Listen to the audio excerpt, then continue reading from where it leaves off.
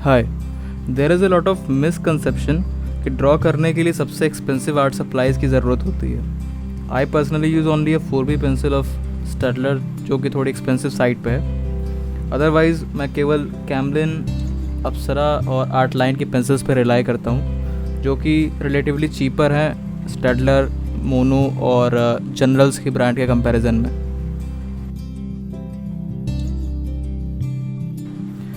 तो इस ट्यूटोरियल में जो मैं पेंसिल यूज़ कर रहा हूँ वो है अप्सरा की पेंसिल। आर्ट लाइन, कैमलिन, ये तीनों तो हैं ही मेरी प्राइमरी पेंसिल, पर ये जो पेंसिल आपको अभी इस टाइम पे दिख रही है वो मैंने बाय की थी अमेज़ॉन पे, और ये लिटरली मेरी अभी तक की सबसे वर्स्ट पेंसिल है जो कि मैं इस ट्यूटोरियल में यूज़ करना चाह रहा हूँ। तो कहने का मतलब ये है कि पेंसिल आपके पास कोई भी हो, जब तक आपके पास अगर स्किल्स हैं, आपने प्रैक्टिस की हुई है, तो आपको कोई दिक्कत नहीं आएगी किसी भी पेंसिल से कुछ ड्रॉ करने में। अगर किसी को आइज़ की बेसिक शेप को ड्रॉ करने में प्रॉब्लम आ रही है तो this video is going to be really helpful for them. Shape को ड्रॉ करने के लिए मैंने एक स्ट्रेट लाइन ड्रॉ की है पहले, और उसकी हेल्प से मैंने एक ओवल शेप को ड्रॉ करने की कोशिश की है। और आई विल रिकमेंड कि जो पेंसिल आप यूज़ करें वो सबसे लाइटेस्ट ग्रेड की पेंसिल जो आपके पास हो वो यूज़ करो, जैसे कि 2H, 3H और जितनी भी लाइटेस्ट ग्रेड की पेंसिल हो, क्योंकि इरेज आपको बार बार करना पड़ सकता है। ओवल शेप को ड्रॉ करने के बाद आई के सबसे लेफ्ट मोस्ट पार्ट पे एक और ओवल शेप को ड्रॉ करेंगे, जिससे कि आपकी आई का आउटलाइन कंप्लीट हो जाएगा।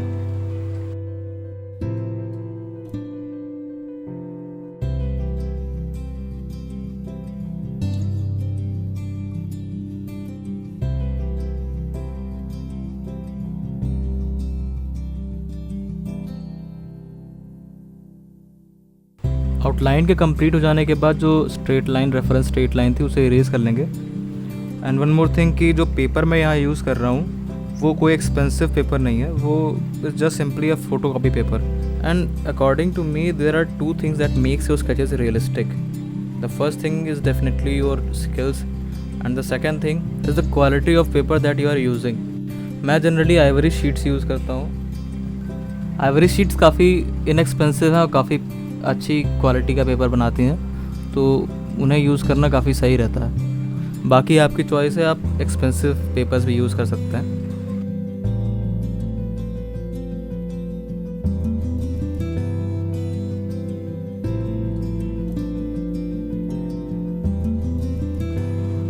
यहाँ पे मैं 2B पेंसिल का यूज़ करके आउटलाइंस को डार्क कर रहा हूँ। इसके बाद मैं एक बेस लेयर की शेडिंग उस पर करूँगा जो मिड टोन्स का काम करेंगी।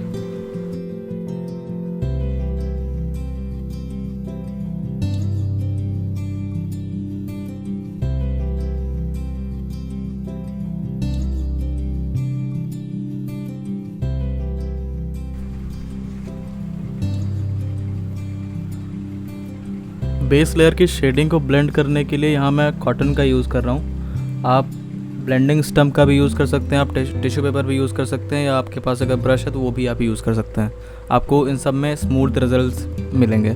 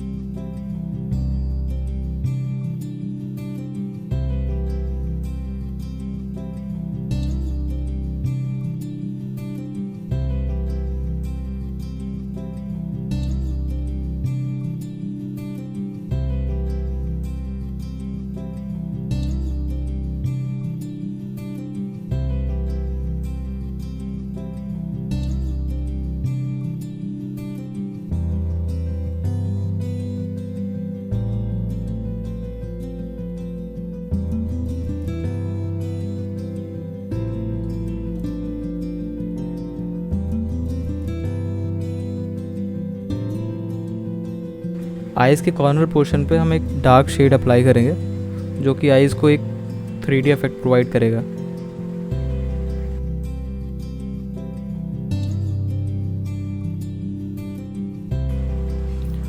डार्केस्ट पोर्शंस को शेड करने के लिए और डार्क वैल्यूज़ को ऑप्ट करने के लिए मैं आर्ट लाइन की 10B पेंसिल का यूज़ कर रहा हूँ, क्योंकि कैम्बलिन के कंपैरिजन में या फिर अप्सरा के कंपैरिजन में आर्ट लाइन की 10B सबसे डार्केस्ट है।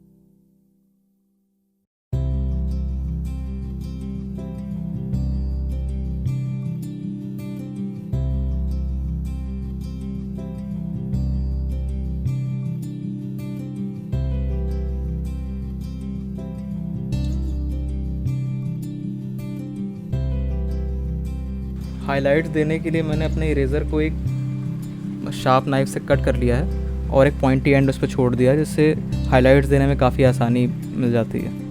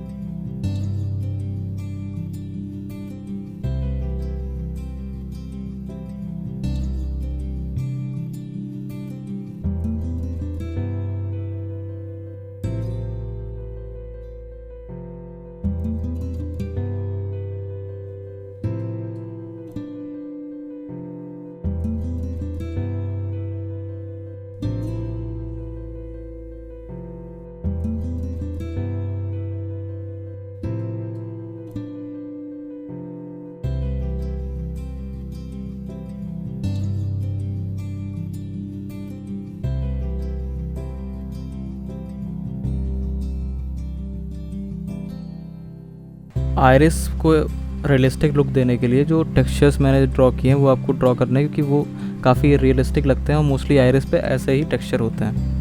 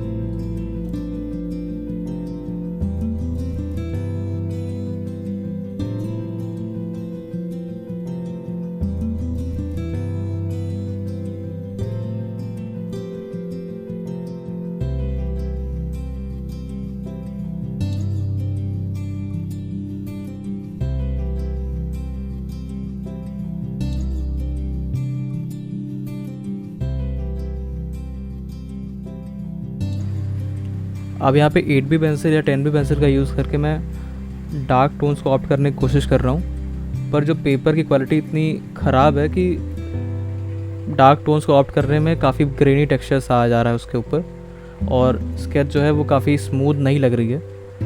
तो इसीलिए मैं कह रहा हूँ कि अवॉइड करें आप किसी फ़ोटोकॉपी पेपर पर ड्रॉ करना। इससे अच्छा आप पेपर ख़रीद सकते हो, आइवरी शीट्स खरीद सकते हो। अगर आप 2-4 रुपए की एक शीट आती है तो वो प्रेफर करो आप इसके बजाय।